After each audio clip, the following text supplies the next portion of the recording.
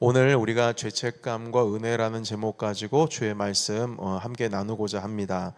우리의 삶 속에서 나도 모르는 사이에 나를 움직이게 하는 그 원인, 나를 움직이게 하는 역동, 동하게 하는 어떤 그 힘 가운데에는 죄책감이라고 하는 게 있습니다. 죄책감으로 인해서 내가 이제 움직인다는 것이죠. 죄책감 때문에 내가 조정이 되고 있다는 겁니다. 어떤 한 실험에서 한 어린아이의 그 행동을 지켜보고 관찰하는 실험이 있었는데요. 선생님과 함께 어떤 한 아이가 하얀 도화지 위에 선생님과 같이 협업해서 그림을 그리는 겁니다. 자, 그런데 그 그림 속에서 어떤 주제를 놓고 내가 생각하는 것들에 대해서 그리면 되는데, 아이는 그 똑같은 도화지에다가 선생님이 그릴 것도 있고 아이가 그릴 것도 있고 이제 같이 그려가는 거예요. 그런데 이 아이는 그 반복해서 내가 지금 이 그림을 그리고 있는 이유를 설명을 하는데, 그 설명하는 게 뭐라 그럴까요?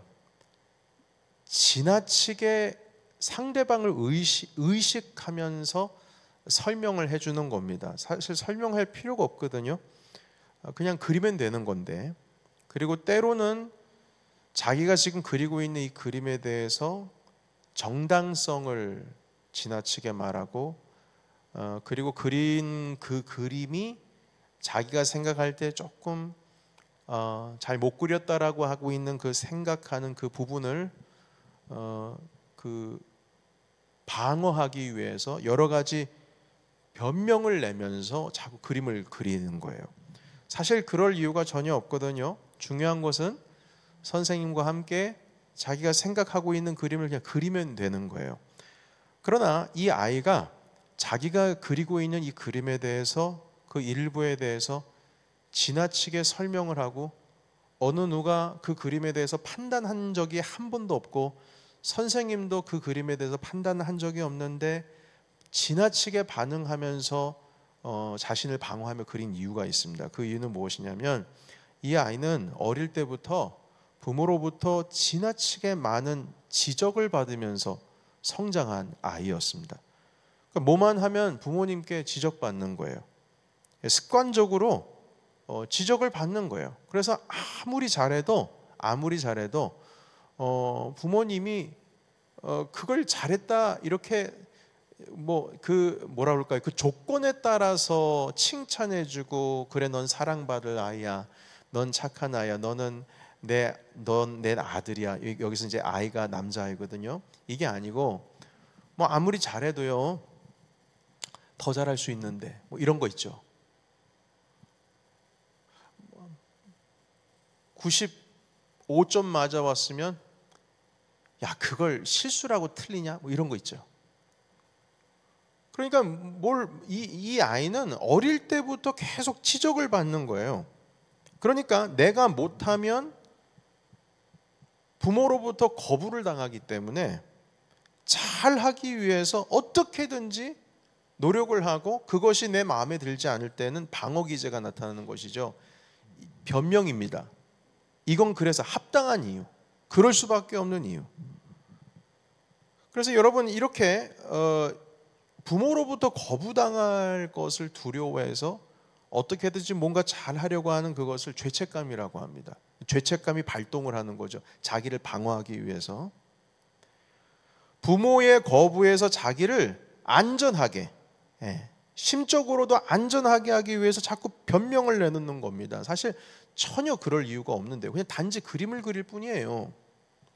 자, 그러니까 이 아이는 재미있게 그림을 그리면 되는데 이게 엄청난 스트레스입니다. 그러니까 그림을 그리면서 스트레스, 이게 좋은 게 아니에요.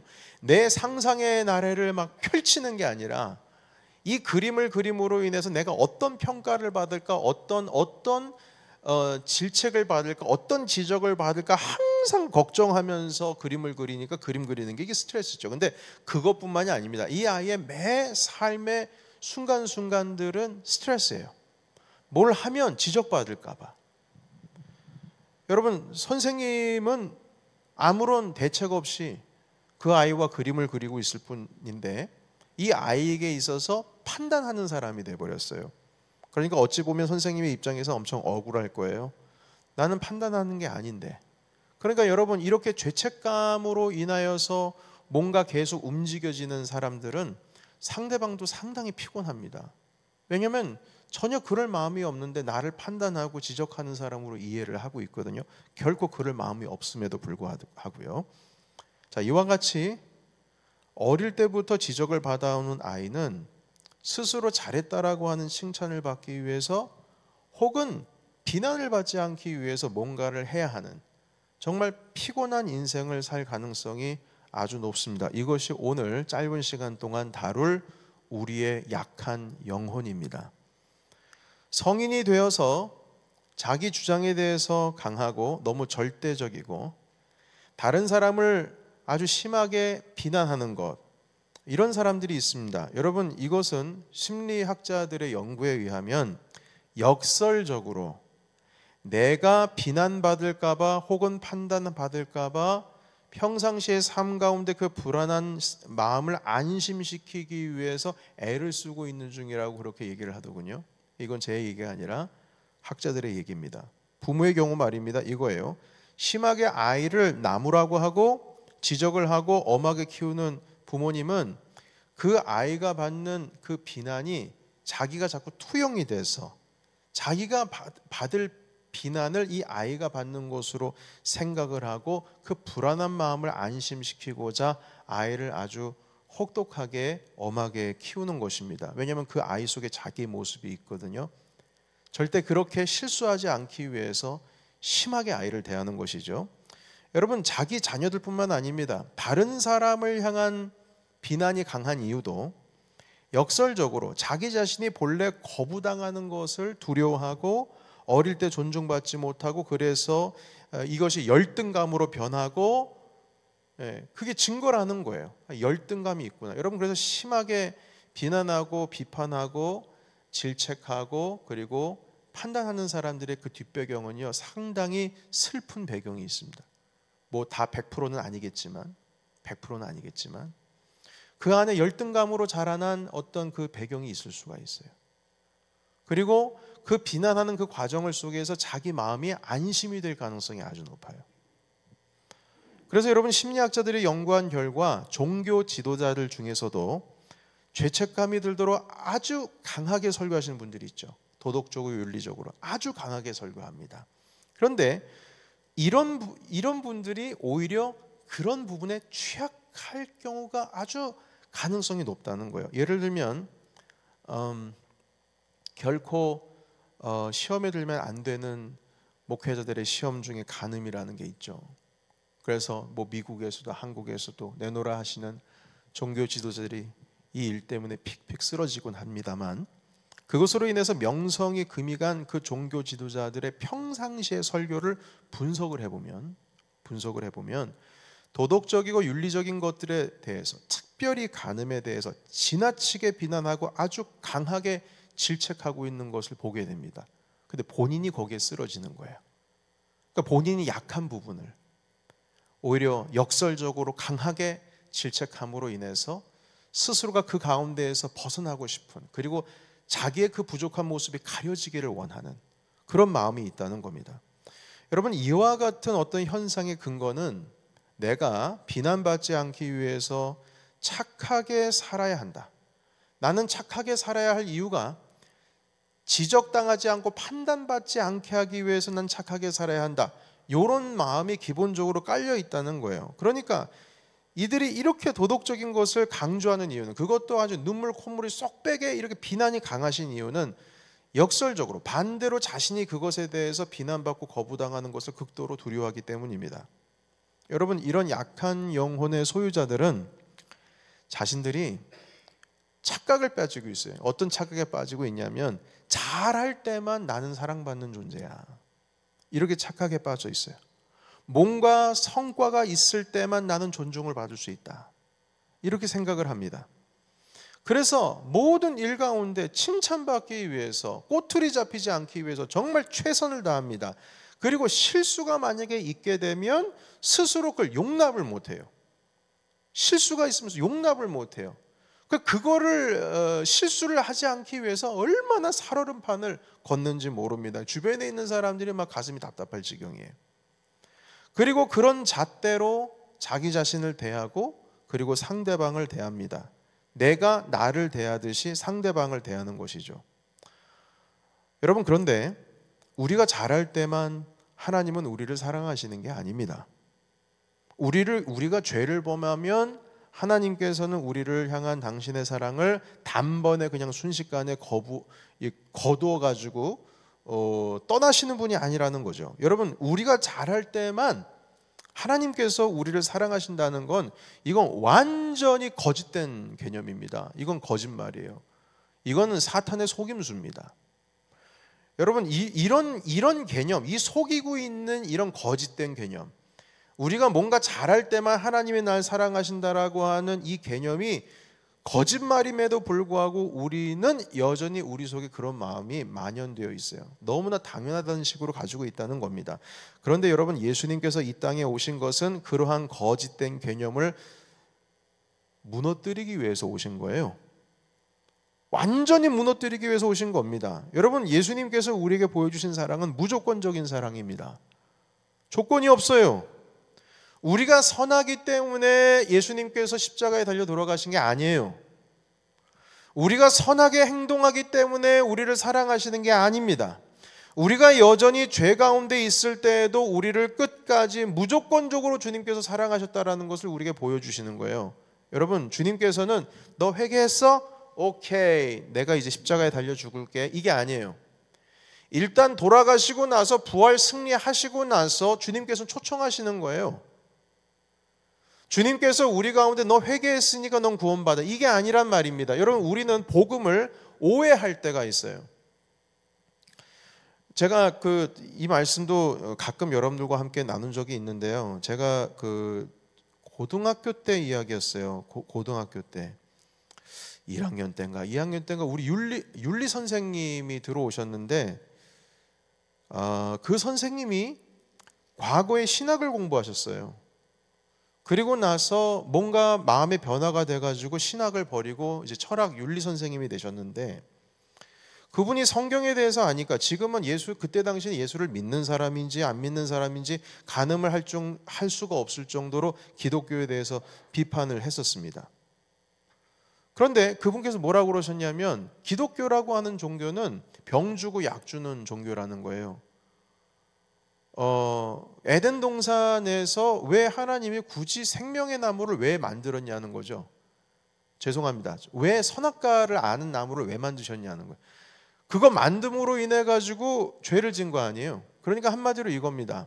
엄마가 집을 잠깐 나가면서 애한테, 야, 엄마가 잠깐 앞에 나가서 슈퍼마켓에서 뭐 좀 사가지고 올 테니까 아이야, 집을 5분만 잘 지키고 있으라. 그런데 식탁 위에 이 날이 시퍼런 칼이 있는데 이건 절대 만지면 안 된다. 그리고 나갔다 왔어요. 근데 아이가 그걸 만졌어요. 그래서 피가 났어요. 그래서 엄마가 이런 내가 만지지 말랬잖아. 그래서 막 볼기짝을 때려준 다음에 호랑이 기름 발라줬어요. 병 주고 약 준 거예요. 겉바가 엄마 하지 말랬잖아. 하지 말라고 그랬는데 손가락 댔지. 그래, 다음부터 어떻게 해야 돼? 엄마 말 들어야 돼, 안 들어야 돼? 네, 안 들어야 돼요. 들어야 돼요. 여러분, 우리 주님이 그랬다는 거예요. 그 선생님의 말에 의하면. 근데 결코 그렇지 않습니다, 여러분. 그리고 그분이 뭐라 그러시냐면, 그리고 이 병을 줘도 조건이 있다는 거예요. 뭐 기독교는 조건이 없는 신앙이라고 그러는데 절대 그렇지 않다. 회개해야 구원 얻는 거 아니냐? 회개해야 천국 가야 되는 거 아니야? 그러니까 너희들은, 이제 기독교들은 완전히 이건 조건이야, 조건. 이건 말도 안 되는 거야. 이렇게 얘기를 했어요. 그런데 여러분, 결코 그렇지 않습니다. 이분이 하나는 알아도 두 개는 모르는 거예요. 신앙의 세계를 그냥 겉만 핥다가 결국에는 그 맛보지 말아야 될 건 맛보고 거기서 끝나버린 거예요. 여러분, 에덴 동산에서, 이건 오늘 논조에 의하면 이게 사실 이 흐름에 막는 얘기인데 해야 되겠습니다. 오해하실까봐. 여러분, 죄송합니다. 선악을 알게 하는 나무가 없다는 건요, 우리에게 자유의지가 없다는 뜻입니다. 그 선악을 알게 하는 나무가 있다는 것 자체가 그것은 우리에게 자유의지가 있다는 뜻이에요. 우리 주님께서 우리에게 주신 최고의 선물입니다. 그것을 우리가 잘못 다뤘을 뿐이에요. 자유의지. 자꾸 무화과래요. 선악을 알게 하는 나무는 바로 우리에게 있어서의 자유의지라고 하는 은혜의 선물을 주신 거예요. 그리고 주님께서 회개를 해야지만 천국 보낸다? 그거는 거짓입니다. 여러분, 로마서 5장 8절에 있는 말씀 잠깐 읽어볼까요? 우리 로마서 8장 스크린 준비 안 돼 있습니다. 만약 찾기 어려우시면 제가 읽겠습니다. 로마서 5장 8절의 말씀, 5장 8절에 있는 말씀, 네, 같이 읽어볼까요? 자, 시작. 우리가 아직 죄인 되었을 때에 그리스도께서 우리를 위하여 죽으심으로 하나님께서 우리에 대한 자기 사랑을 확증하셨느니라. 아멘. 여기 보시면요, 당신의 사랑을 확증하신 그 때가 중요해요. 그 때 언제냐? 우리가 아직 죄인 되었을 때요. 죄인. 회개한 것을 주님께서 확인하시고 십자가에 돌아가신 게 아니에요. 여전히 죄인 가운데 있을 때 주님께서는 돌아가셨다, 이 말인 겁니다. 여러분, 주님께서 회개하라, 천국이 가까웠느니라. 그러면 느낌상 회개라고 하는 것이 천국을 얻기 위한 조건으로 보이지요. 여러분, 조건으로 보여요. 여러분, 회개를 해야지만 천국을 얻는다라고 하는 어떤 그 조건이 보이죠. 그러나 당연히 회개가 있어야 천국을 맛볼 수는 있긴 합니다. 그러나 여기서 회개하라 천국이 가까이 왔느니라는 하나님의 이 복음, 예수 그리스도의 복음을 회개에 강세를 둔 게 아니에요. 회개에 초점을 둔 게 아닙니다. 천국에 초점을 둔 거예요. 하나님의 나라에 강세를 둔 것이지, 여러분, 우리가 영어도 발음도 강세가 어디에 있느냐에 따라 의미가 달라지고, 또 강세를 어디에 두느냐에 따라서 어떤 미국 사람들 이해하기도 하고 못 이해한다고 그러더라고요. 중국 사람들 같은 경우에는 높낮이가 있어야지 되는데요, 그 발음 가운데 뭐 이렇게 높낮이가 없으면 이해를 못 한다고 하더군요. 제가 들어보니까요. 여러분, 마찬가지로 하나님의 나라의 복음에도 강세가 있어요. 회개가 강세가 아니에요. 천국이 강세예요. 주님께서는 늘 말씀을 드리지만 우리에게 초청장을 보여주세요. 와서 밥 먹으라, 이 말이에요. 얘들아, 엄마가 맛있는 거 준비했다. 와서 밥 먹어라. 그러면 당연히 손을 씻고 먹어야죠. 여러분, 이게 조건입니까? 여러분, 주님께 엄마가요, 제 손 씻나 안 씻나 보자. 씻었어? 오케이, 맛있는 거 만들어줄게. 이게 아니라는 거죠. 음식을 다 맛있게 만들어 놓고 잔치를 만들어 놓고 얘들아 와서 먹으라. 아이고, 그런데 이거 더러운 손으로 어떻게 먹니? 씻어야 되겠네. 이거지. 강세가 천국에 있는 것이지 회개에 있는 게 아니라는 것이죠. 우리 예수 그리스도께서는 우리가 회개한 거를 보고 확인하시고 십자가에 달려 돌아가신 게 아니라는 것입니다. 여러분, 회개를 천국을 얻기 위한 과정으로 이해를 해야지, 천국을 얻기를 위한 조건으로 이 회개를 이해하면 안 된다는 거예요. 그러니까 그 고등학교 윤리 선생님께서는 잘못 이해를 하고 계신 것이죠. 여러분, 탕자의 비유에서 아버지가 아들을 용서합니다. 그런데 아들이 아들을 용서할 때에, 아들을 받아들일 때에 아버지가 어떤 조건 보고 아들을 끼워 안았습니까? 금가락지 끼워줄 때, 그 아들의 새 옷을 입혀줄 때에 조건 보셨어요? 전혀 그렇지 않습니다. 아버지는 둘째 아들이 용서를 받을 수 있는 어떤 조건을 망조시켰기 때문에 용서를 하신 게 아니에요. 아버지가 이 둘째 아들, 막내 아들을 받아들인 것은 아버지 마음속에 있는 어떤 조건이 만족이 됐기 때문이 아니라 그냥 사랑했기 때문입니다. 그냥 사랑했기 때문에 받아들인 거예요. 여러분, 아버지는 애가 나갔을 그때부터 기다리고 있었어요. 언제 돌아올지 모르는 아들을 기다리고 있었어요. 여러분, 탕저의 귀향이라고 하는 그 책을 보면은요, 그 렘브란트가 그렸나요? 그 탕저의 귀향이라고는 빛의 아버지라고 하나? 그 렘브란트가 빛을 가지고 그림의 빛의 묘사를 되게 많이 했어요. 그래서 그 빛이 가는 곳이 상당히 의미가 있는 곳에 빛을 이렇게 보냅니다. 그런데 그 탕자의 귀향의 그 그림을 보면 아버지가 눈이 반쯤 감겨 있어요. 너무나 연약해가지고 눈이 반쯤 감겨 있는 것으로 묘사를 하고 있습니다. 그 의미는 뭐냐면 아들을 구분하기도 어려울 정도로 쇠약하다는 거죠. 그러나 성경의 말씀을 보시게 되면 저기 멀리서 오는 아들을 그 거짓골을 하고 있는, 여러분 사람이요 옷을 어떻게 입느냐에 따라서도 사람이 구분이 되거나 안 되거나 이래요. 여러분 이 사람이 몰골이 이상하고 벌써 먹지를 못하고 아주 그냥 뺏썩 말라가지고 돼지 쥐염 열매만 먹고 살아온 아이가 그냥 다 찢어진 옷 입고 터벅터벅 신발도 신지 않고 걸어오면은 제가 내 아들인가 이런 생각하지 않습니다. 어디 거지가 들어오나 이렇게 생각을 하죠. 근데 아버지가 그 아들을 알아봐요. 알아본 이유가 있습니다. 눈이 침침해가지고 보이지도 않는데도 알아보는 이유가 있어요. 아버지는요 아들을 버린 적이 없어요. 그 둘째 아들은 아버지를 버리고 떠났거든요. 아버지 유산을 죽어서 달라는 게 아니라 시퍼렇게 살아계시는데 유산 달라고 하는 것은 이건 완전 호적팔 일이에요. 이거는 정말 호로자식이에요. 유대인의 세계 속에서는 그런 일이 있을 수가 없대요.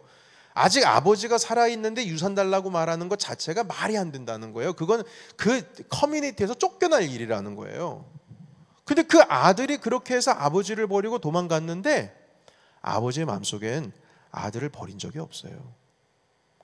여러분 이 둘째 아들이 돌아온 것도 하나님께서 아버지께서 조건에 만족돼서 받아들이신 것이 아니라 그냥 무작정 받아줬어요. 받아주고 나니까 애가 다시 정말로 그 아버지의 자녀가 된 거죠.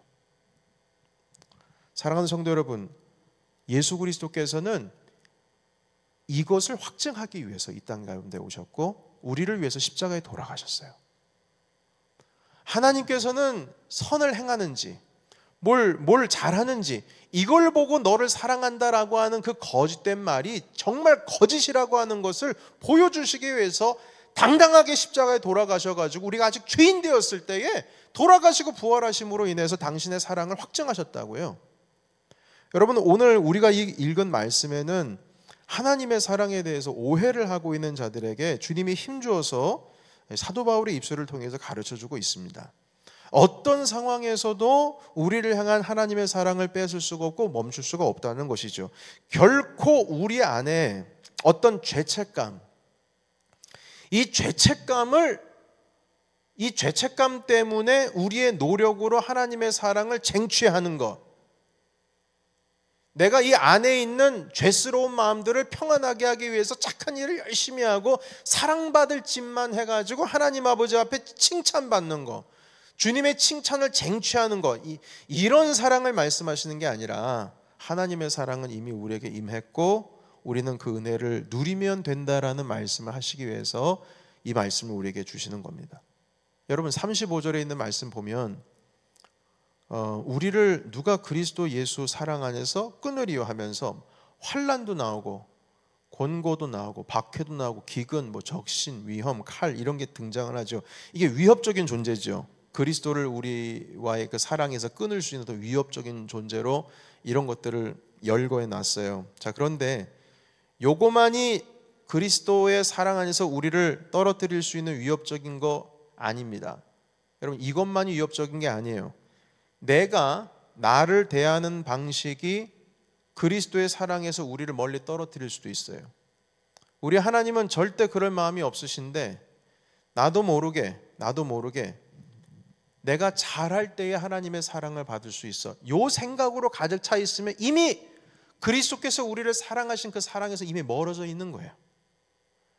여러분 무슨 칼이나 적신이나 박해나 공고나 이런 것 때문에 우리가 그리스도의 사랑에서 떨어지는 게 아니라 내가 나를 대하는 방식, 내가 나를 사랑하는 그 방식 때문에 그리스도의 사랑에서 우리가 자꾸 멀어지고 있다는 것이죠.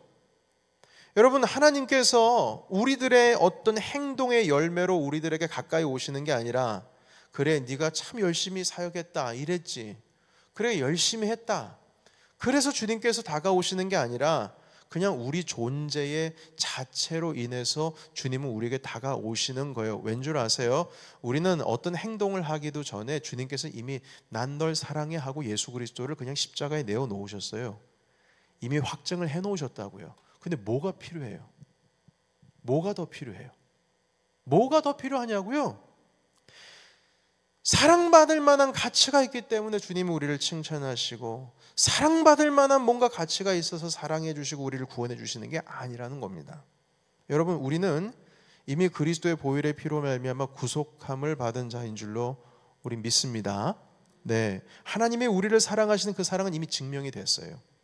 굳이 우리가 그걸 증명하려고 하지 않아도 돼요. 주님의 사랑을 받으려고 애써 노력할 필요가 없는 겁니다. 단지 우리는 예수 그리스도 안에 거하면 되는 것이고요, 주님께서 베풀어 주시는 그 은혜를 누리며 살아가면 되는 겁니다. 그게 찬송이에요. 다른 게 찬송이 아니에요.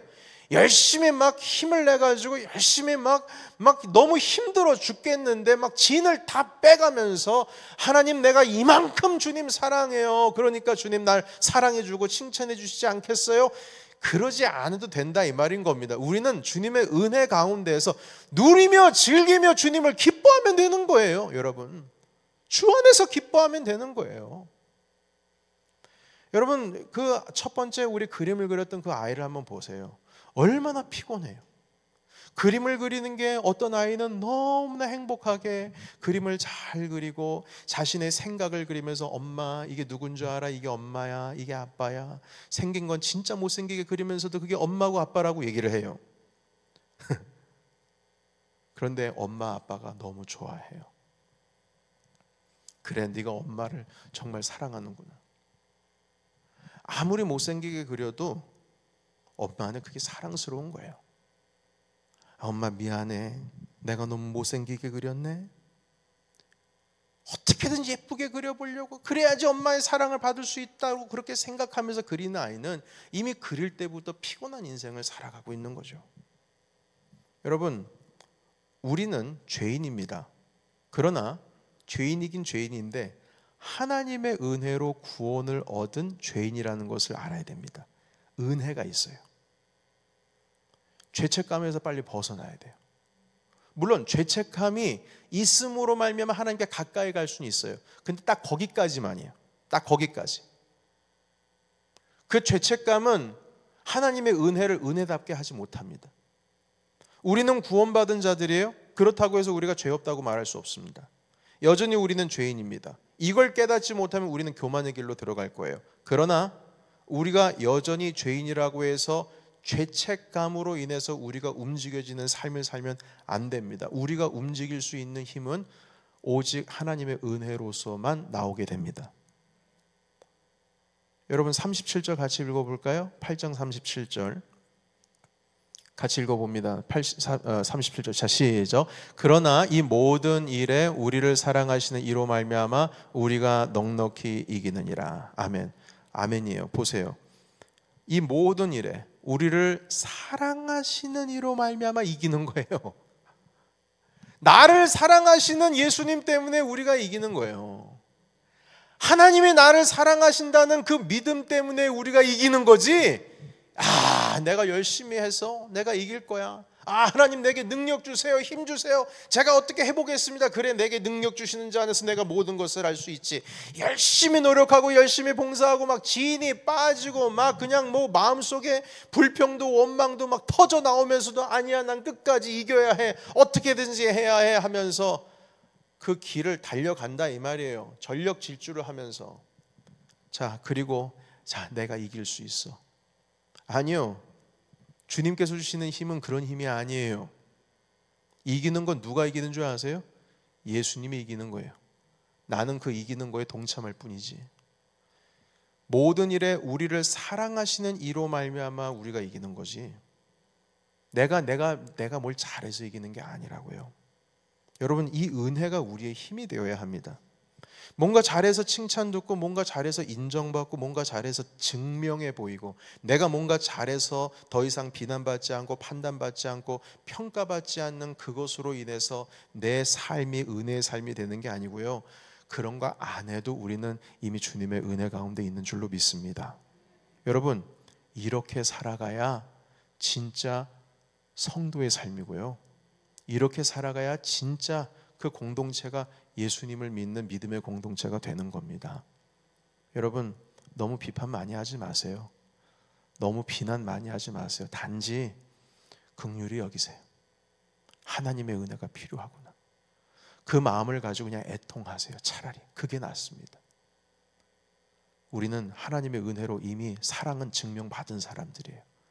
여러분들이 서로를 바라볼 때 질책하고 판단하고 비난하는 모습으로 살지 마세요.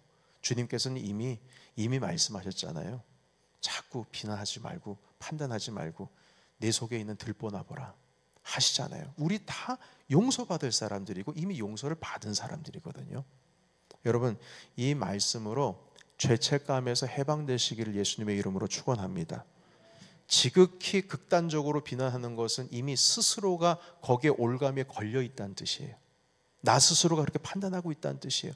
거기서 벗어나셔야 돼요. 예수님은 비난하신 분이 아니라 감싸시는 분이었고, 주님께서는 질책하시는 분이 아니라 받아주셨던 분이에요. 물론 바리새인들은 질책하셨죠. 그러나 왜 질책하신 줄 아십니까? 그들이 주님께서 주신 선물을 안 받잖아요.